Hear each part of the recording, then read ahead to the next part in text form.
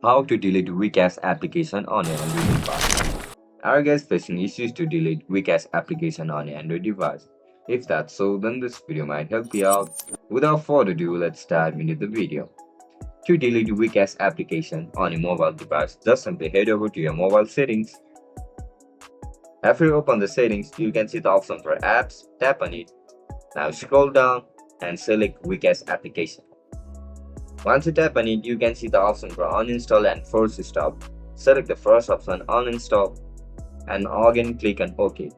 Once you click on OK, your app will be instantly deleted.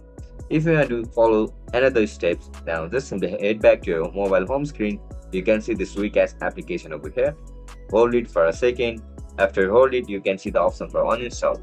Tap on it and click on OK.